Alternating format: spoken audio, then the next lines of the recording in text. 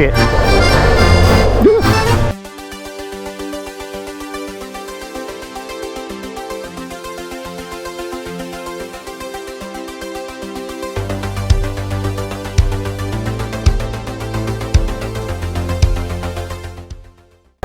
Well, this is a bit of a different dashboard, isn't it? This is the R1250 GS, folks. I know, wonky cylinders and everything. I'm going to do a short review on this today, just a first impressions ride, and then in a couple of weeks, or probably a month, I'm going to come back and do a more in-depth review, just to cover off more of what this bike is all about. Not that you don't already know what this bike is all about. I think everybody knows what this bike is all about. First things first, got to go and get some of that liquid gold. 1N. Good. Excellent. Fuel cap that works off the keyless key. The keyless key. Jesus, look how quickly that price goes up. Oh my god. If I keep doing bike reviews, I'm going to be spending all my wages on this. 10 quid. Gonna have to do. So this is the low version. I'm rather glad actually, because I don't know what the seat setting is, but I am on the balls of my feet on this one. I'm 5'8", 31-inch inside leg. Just jumping on this bike, the first impressions is how similar it feels to the Africa Twin. My feet are a little bit further back, hand position very similar, maybe a little wider, or maybe that's just me. Now, anybody who watched my Wild Bad Chippy Run video will have heard me bemoaning the fact that the Africa Twin is a very heavy, top-heavy bike. And when I saw Wild Bad Gaz's GS, I thought, you know, seriously thinking whether this would be a contender to take the place of the Africa Twin, whether it could do enough to sway me to the Africa Twin, from the Africa Twin, I mean. Don't know. This will give me a reasonable idea today. I think it won't be definitive, let's face it. So yeah, I will do a more in-depth look at this bike, but for today, literally, I'm just going to see how it compares to my Africa Twin, whether I could get on with it, whether I could live with this bike. I mean, let's face it, all of the headline figures on this bike, all of the headline figures on the GS beat the Africa Twin hands down. But it's, for me, it's not about having, you know, more torque, more horsepower, a bigger engine, all that business. It's about how that bike makes you feel, and I always say that it's about how a bike makes you feel. The manufacturers nowadays are all producing bikes that are good, in fact excellent. You know, it's not just good, it's excellent, the quality of bikes that are coming out now, and it comes down entirely to what you want, you know, how you want your bike to look, what image you want to put across, whether you want to be a GS rider, whether you want to be an Africa Twin rider, a multi-strada rider, a KTM rider, you know, and that as well highlights the amount of competition there is in this sector. In the adventure bike sector is flooded with top quality machines now. Triumph have just brought out their GS Destroyer, their new 1200, but this bike has been the pack leader for quite a few years now. It's been around since 1980 with the R80 GS, and it's now arrived at this with multiple capabilities, absolutely packed with electronics to make your ride more comfortable. This is fitted with a quick shifter and down blipper. That's silky smooth down at this sort of speed. We'll test that quick shifter soon. You do get a little bit of a as it shifts, even, you know, 60 miles an hour plus, you get a little bit of that. I can live with that. You notice when an Africa Twin changes gear. You know, it's very, very slight, and it's very, very smooth the way it does it, but you still do notice it. When the engine's cold, you notice it a lot more. That down blipper is quite sweet. The downshifting blipper. Oh, planted. Feels absolutely planted. Yeah, you get that jerk with a quick shifter. Just letting you know that you've gone into another gear. But wow, acceleration is smooth as silk and simple, easy. How does it feel compared to the Africa Twin? Definitely, it's a slightly different ride. You do feel the weight lower down. Sticking this one into the bends, it does feel a little bit different, but not, you know, not massively so. It just feels different because it's a completely different bike. But it's a very, very easy bike to ride. It does have wonky cylinders though. So this review is brought to you today courtesy of Pidcock's yet again. Oh yeah, I'll get through there. I think. Let's not go too fast. Oh yeah, look at that. Perfect. There's no fork dive virtually at all. Stand, easy to find. It does stick quite a long way forward there though. Beautiful looking bike. Beautiful looking. I do like them. I like it better when they've got the, you know, the crash protection over there. I just think there's something about that. That just looks a bit vulnerable, let's say. Anyway, let's get this gear off. I'm boiling my whatsits off. Boiling the bag human. So there she is then, folks. This is the 2022 BMW 1250 GS. Now, this is the low version because I'm a short arse. But I mean, it was just purely coincidental that I ended up with this low version today. Having said that, where the seat position is, I still am on the balls of my feet, but the engine is well, everything feels much lower down. The weight feels much lower down on this, so I don't feel it's as top heavy as the Africa Twin. I do love this bike, and it was a contender when I was looking at buying a new bike. So the base model of the GS, 14,200 for the base model, rising to 17,545 for the TE model. So this one has a quick shifter and blipper on it. So engine capacity, 1254 cc's, horsepower 136 horsepower at 7,750 rpm, so right in the middle, and torque the same, 143 newton meters at 6,250 rpm. So it's got more power, more torque than the Africa Twin.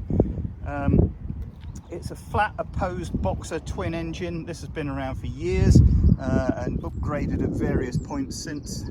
It's shaft drive, so no chain maintenance. It's a lower maintenance, and I wish, well, I say I wish the Africa Twin was a shaft drive. I mean, that would just add to the weight of that bike. So, you know, is cleaning a chain and oiling a chain really that difficult? It's not if you've got a center stand. This one comes with a center stand as standard. Honda, hope you're watching. So we've got multifunction rear indicator lights. So the brake lights is integral in those indicators, and you can see the little red element in there. We've got a 19-inch front wheel. Front brakes, we've got dual 305mm discs with 4-piston calipers, BMW branded. While I'm up the front end as well, I'll show you this telelever suspension, which creates very little fork dive, and it's something that I've noticed immediately jumping on the bike. Rear brakes, single 276mm disc with a 2-piston caliper. Rear suspension, single-sided swing arm. And it also has this paralever suspension. This is BMW's own paralever suspension in there. It's got 7 pre-selection modes, seat height 890 to 910. I'm not sure what the seat height is on this reduced height model. I find it pretty easy to manage, even though, like I said, my feet are on the balls of my feet with this. I'm 5'8" with a 31-inch inseam. Tank capacity is 20 litres, so ideal for touring. ABS and traction control, TFT display, also connectivity and multimedia, so you know you can connect your phone to it as well. Hill start assist for people who can't do hill starts. Automatic stability control for after a session down the pub, and shift cam with its variable valve timing. And that's been on the bike since 2019. So let's get back out there and we'll see how she performs.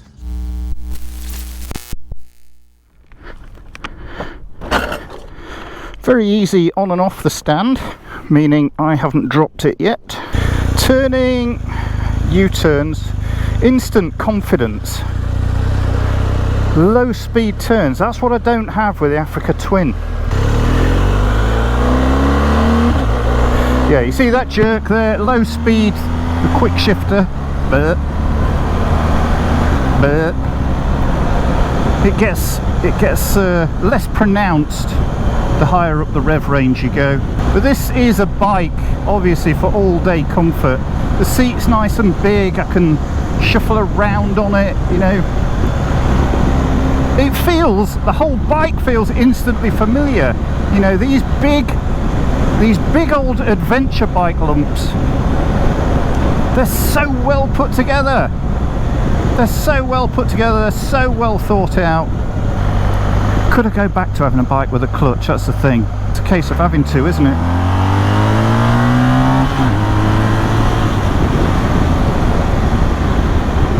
Power on tap.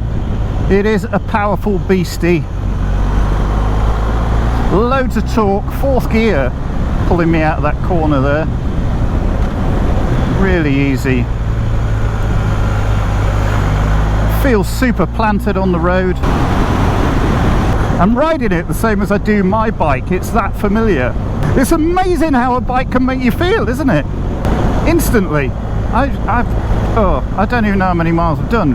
15 miles since I left Pidcocks, and already it's a bike that, you know, I could have been riding forever. Just put that up a bit. The only reason I put the screen up is simply because I want to keep a bit of the wind noise off the microphone on here. Really, when it's at its lowest point, I'm not getting any turbulence across the crash helmet.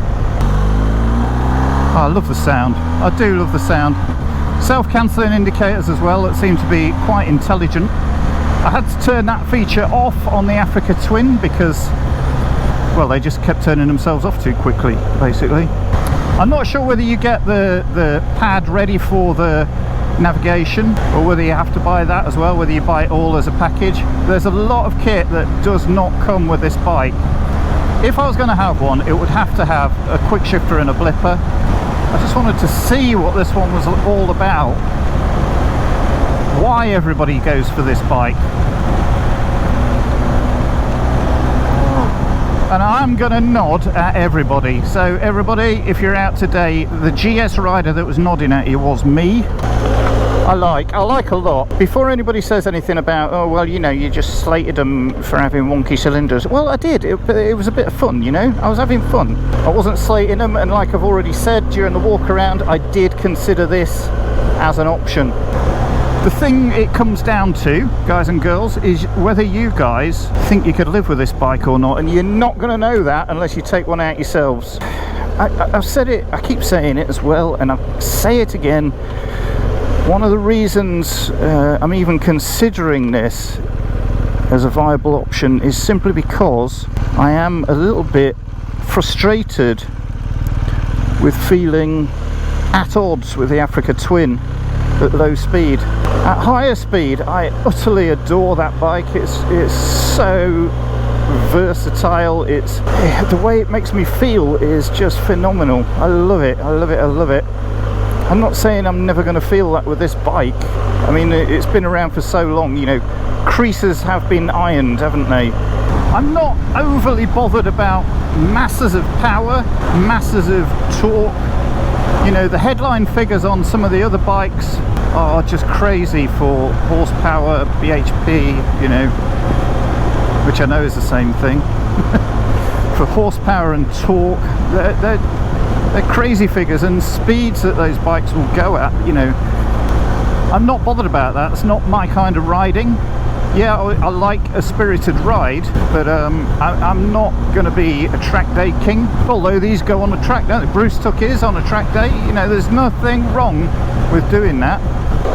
My kind of riding is, you know, day trips out, going out and doing the Rutland TT, the Lincolnshire TT. The pickup is better, you know, at lower speeds. I just think the bike picks up easier. But yeah, I can definitely hear that engine rattling around, working away beneath me.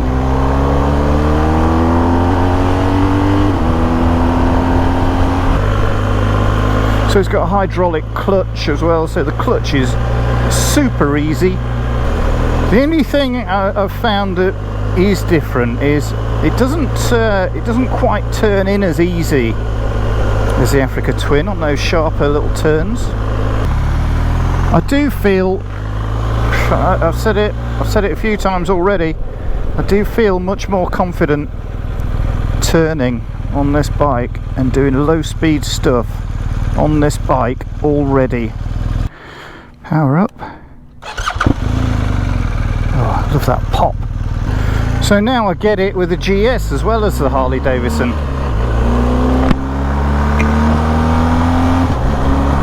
I see why people buy a GS. We've done the country lanes, we've done some A roads. What I'm going to do now is head into Nottingham, do a little bit of city riding. Not having fork dive for me it was never a major issue. That was before I rode a bike where you didn't get fork dive. It does make a difference. Would that be enough to change my mind about the Africa Twin and seriously consider a GS above it simply because of fork dive? No, it wouldn't. It'd have to be the whole main big package. They are very, very similar. Has this bike got enough character to, you know, make me consider changing from an Africa Twin? That is the question, isn't it? Could it sway me? Not sure. Look, it's a decision that I ain't going to rush into. The Africa Twin is a fantastic experience to ride. I think it's a fantastic looking bike. There's issues with it, you know, the paint on the frame. Honda really haven't sorted that problem out, and as far as I can work out from what people are saying online, you know, they're in denial about the whole issue, which really gets up people's noses when you've spent so much money on a bloody bike.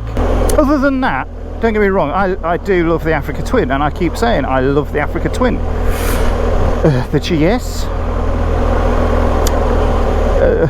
I mean, it's robust, it's workaday, it's borderline agricultural, whereas the Africa Twin is, I think it's just got something else about it that takes away that little agriculturalness, if you like.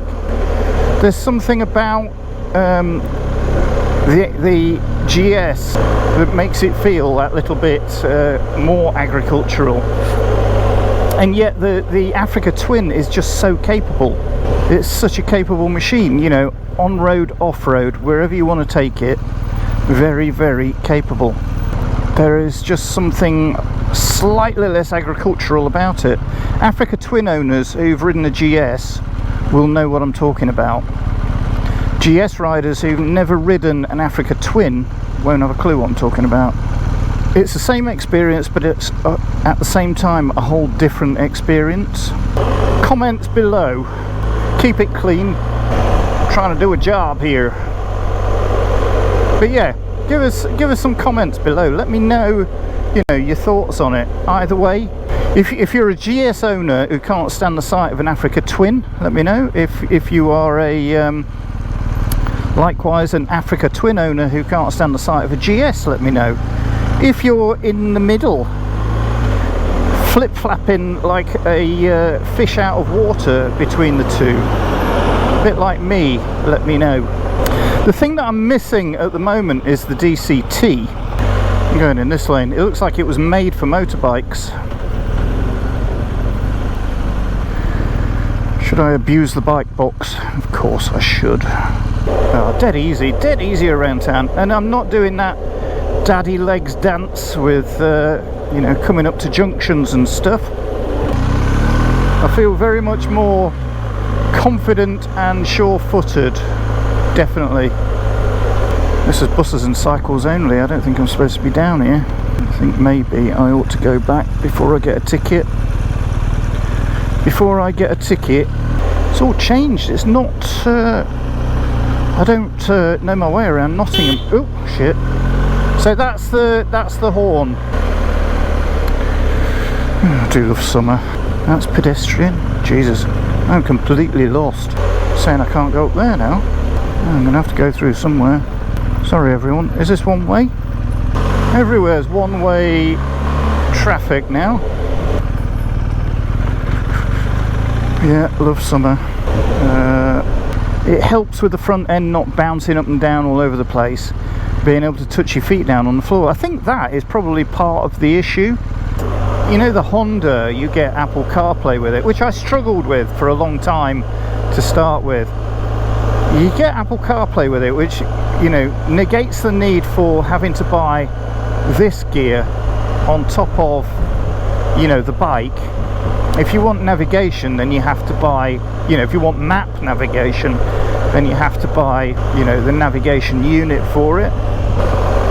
I've loved this ride out this morning, and I would love to take one on tour. This hasn't got the new mirror thingies on, the mirror extenders, whatever they're called, arms. Such a difficult word to remember. We're heading back to Pidcock's now. I hope you've enjoyed this little first impressions ride on the mighty R1250 GS. Oh shit, never mind, I was going too fast. I got my photo taken, but it was looking the wrong way. Thank for that. But around town, super easy, super easy. Easier than the Africa Twin. Yeah, there, I've said it. So, you know, I hope you're happy now. It comes down to that personal preference over what would be the bike that you want to be on. I just don't think this bike has made enough of an impression on me to make me spend a shed load of money on changing the Africa Twin. Come on, you can go now. That green thing means go, man. Green for go. It just, I just don't think it's done enough. I do love it. I do love it. Thank you very much to Ian and the team for the ride out, and also the director who owns this bike. Thank you very much. Richard, I think Ian said your name was, so thank you, Richard. I've very much enjoyed taking this bike out for a spin. So I hope you've enjoyed this quick, brief comparison review on the R1250 GS BMW from Pidcock's in Long Eaton, Nottingham. If you'd like to try it, then I suggest you get yourself down to Pidcock's, book yourself a test ride. Speak to Ian, tell him I sent you. I've been Jack Porter, this has been the Moto Mogul channel. Thanks very much for coming along with me this morning. I know it's been a bit of a waffle fest, but I hope you've enjoyed it. See you on the next time, guys. Cheers for now. Jack out. Not Jack off. That's just wrong. Yeah, definitely low speed manoeuvring. Definitely far more confidence. Definitely. I hate doing this on the Africa Twin. And when you go to places, I feel such a chump. I am shit scared of dropping it, so I tend to park in the first available spot. Tell me who else doesn't do that. Go on.